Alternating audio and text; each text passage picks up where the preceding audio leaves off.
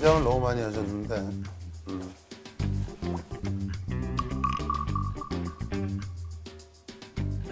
이름? 최윤주요. 좀 크게 얘기해줘요. 네. 윤주요. 윤주. 몇 살? 35살. 35. 뭐해? 주부예요. 주부. 자, 무슨 일로 우리를 찾아왔을까? 엄마랑 남동생한테 돈도 뜯기고 엄마랑 남동생한테 돈도 뜯기고 엄마랑 남동생한테 돈을 뜯기고. 자, 물 한 잔 마시고. 마음 편하게. 천천히. 마음 편하게. 갑자기 카메라 있는 데서 얘기한다라는 게 쉽지 않아. 쉽지 않아. 이게 무슨 뭐 우리 보살 나오시는 분들 대단한 거야. 얼마나 악에 바치면 여기 와서 말을 쭉쭉 하냐고. 그나마 우리가 우리나라 방송 역사상 최초로 가장 카메라가 적은 방송. 진입 장벽도 낮고 그냥 아무나 올라와 여기 그냥 막 그냥 이게... 카메라 7대 놓고 하는 방송은 우리나라에서 유일합니다. 야, 저희가 내 유튜브 16대 놓고 한다. 내 유튜브를 16대 놓고 한다. 와 봐봐라. 뭐 이런 식의 자. 웃을 때는 웃어도 돼. 너무 이렇게 크지만. 그래, 다시 한번 크게 좀 얘기해줘요. 네. 엄마랑 남동생한테 돈도 뜯기고 남편, 친구, 변호사한테 배신을 당해서 살아가는 게 너무 힘들어서 그러니까 네, 남편도 각각. 배신하고 친구도 배신하고 변호사도 배신하고. 네. 엄마도 배신하고 남동생도 배신하고. 네. 뭐, 야, 뭐, 이거 어떻게 무슨 살아가? 이런 경우가 있지. 이런 경우가 있지. 한 사람은 내 편이 있어야 되는 거 아니야?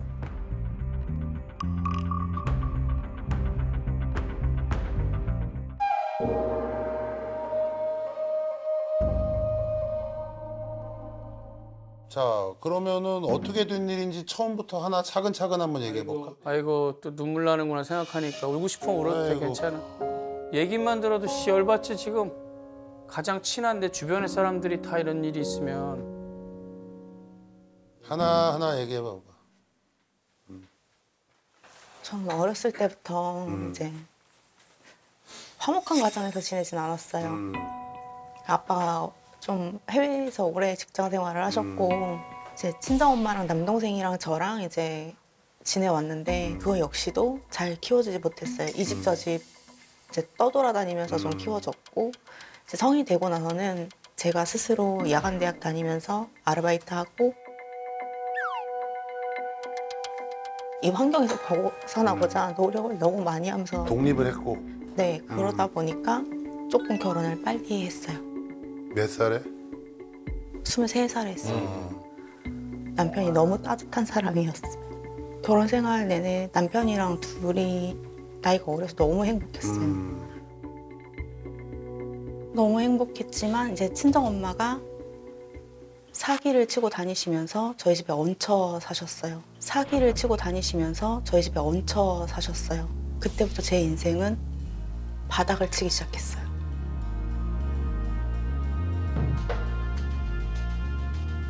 사기를 어떻게 치고 댕겨?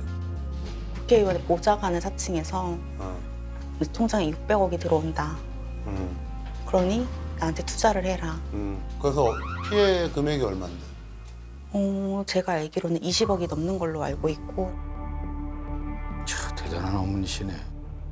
엄마는 어떻게 됐어? 지금 뭐 어디 들어갔어? 아니면 어떻게? 좀 채권자분들한테 소송을 당하고 계시고 이걸로 인해서 좀 많이 다퉜고 심지어 몸싸움까지 하는 상황이 왔고 엄마를 내보냈어요, 저희 집에서. 당연히 내보내야죠. 근데 그러고 났더니 남편이 남편을 속였다. 너네 친정은 사기꾼 집안이야 하고 남편이 집을 나가버렸어. 갑자기? 네. 너는 얼마 피해를 봤어? 전 1억 7,900이요. 1억 7,900을 근데 니네 집 남편하고 모아둔 돈에서 1억 7,900을 썼다 이거지? 아니요, 아빠가 저한테 주신 재산을 이제 소송이 들어왔어요. 본인들이 번 돈이라고. 그 1억 얼마를 뺏으려고 남동생이랑 그런 그 짓을 한 거야? 그러고 나서 남동생은 그걸 뺏기 위해서 저랑 저희 아이들한테 과도를 휘둘렀어요. 과도를 휘둘렀어요. 아, 정말 진짜. 둘째가 너무 어린데 아이 얼굴을 짜부시키려고 하고 며칠 전에도 남동생이 저를 스토킹하는 바람에 신변보호 요청을 받고 지내고 있습니다. 남편은 아예 지금도 없는 거고 나가서. 네, 그리고 아빠한테 첫째 아이가 아빠 나 너무 무서워요 도와주세요 했더니 거짓말하면 안 되는 거야. 돌아온 남편이 그거였어요. 아니 뭐 원래 문제가 좀 있었어 그 전에? 문제가 없었으면 이럴 수는 근데 없지. 남편은 제가 둘째를 임신했을 때도 계속 바람을 피다 걸렸고 그래. 아. 그래. 아, 그렇게 갑자기 아니 왜냐면 갑자기 아까 그래. 아니 따뜻하고 되게 다정한 사람 거기까지만 얘기를 해서 이게 너무 일단 템포로나 술집. 성매매 네, 이런 거에 많이 치중된 사람이고 둘째를 임신하면서 사업이 갑자기 엄청 잘 됐어요. 그러더니 돈 못 버는 너는 나가 죽어.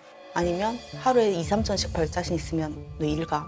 집에서 사기치고 그런 거는 그냥 하나의 꼬투리인 거야. 아무도 그냥 살기 싫었던 거야. 첫째 나면서 연애도 오래 하고 결혼도 일찍 했겠다. 갑자기 돈도 벌겠다.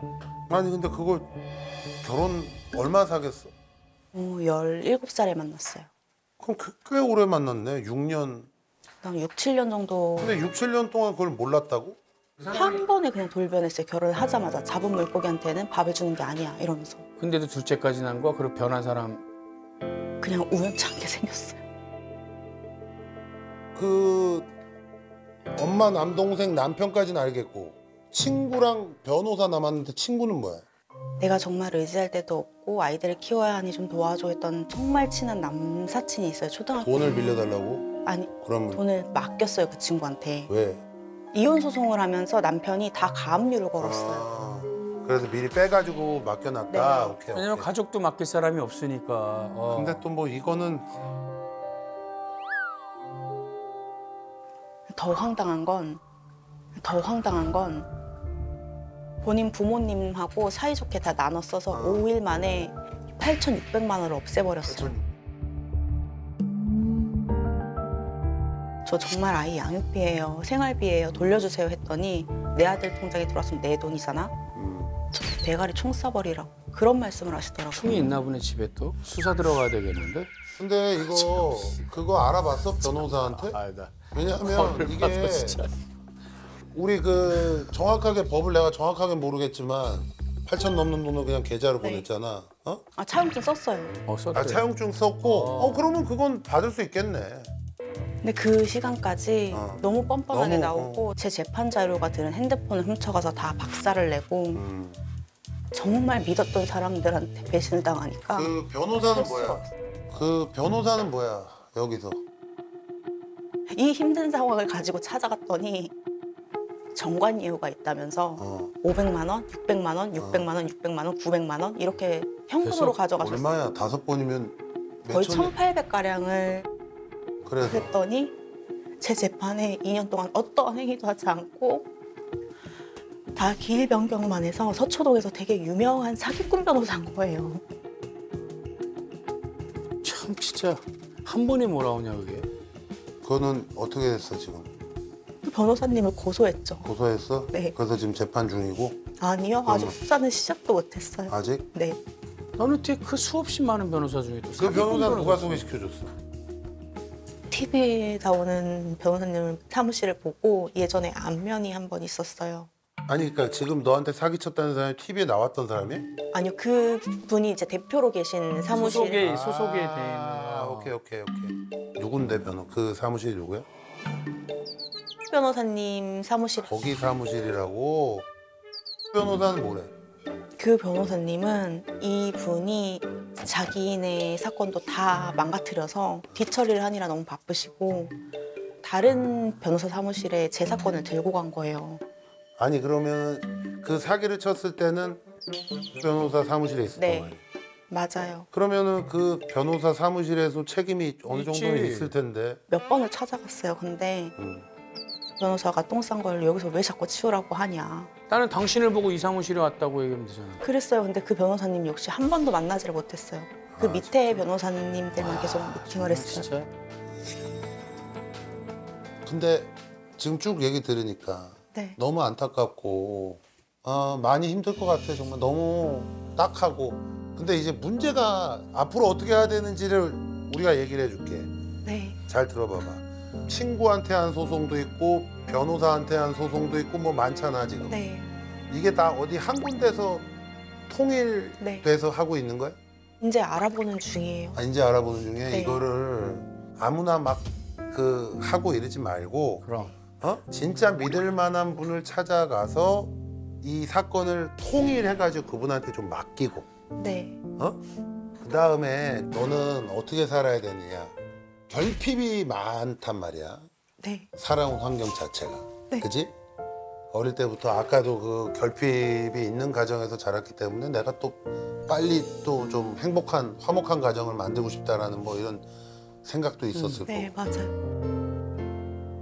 그래서 누가 와가지고 너한테 굉장히 따뜻하게 대해주고 말만 되게 잘해줘도 네.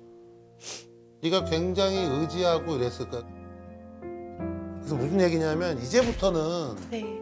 엄마, 남동생, 남편, 남사친 등등 이 사람들과의 완벽한 단절을 해야 돼. 그러고 싶습니다. 단절. 네. 근데 완벽한 단절을 하려면 어떻게 해야 되냐면 네 마음이 아주 단호하고 냉정해야 돼. 네.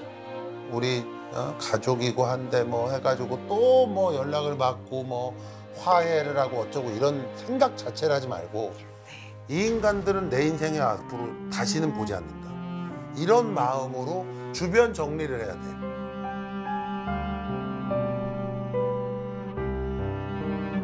오늘 여기까지만 울고 앞으로는 아이들 앞에서도 절대 울지 말고 네. 네가 약한 모습을 보면 그 인간들이 너한테 더 계속 공격을 해올 거야. 네.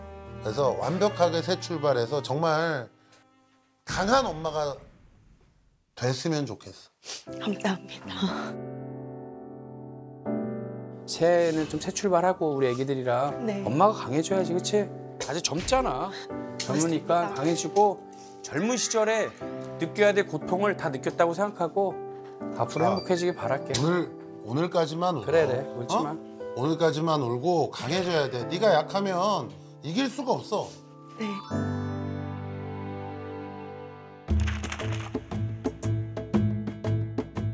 이 주변을 떠나 그냥 됐어.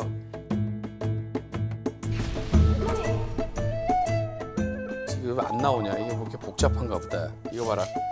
야, 믿는 도끼 발등 찍혔다가 나오지 너. 나오야, 이게 여기가 너도 웃기지? 여기가 정말 이게 신기한 데야. 이게 뭐냐? 사람 쉽게 믿지 마. 네. 알지? 내 아이들이랑 나만 믿고 살아. 네. 웃는 일만 있으면 좋겠어. 알았지? 너를 위해서 살아. 네. 너를 위해서 살고 강하게 남의 말 믿지 말고. 그래. 네. 그래. 일 해결 잘 되길 바랄게. 네. 그래. 행복해. 화이팅! 네, 고맙습니다. 내가 권하유라, 너희들을 위해 엄마는 더 단단한 엄마가 될게. 항상 행복하고 사랑하는 마음 변치 않을게. 최윤주.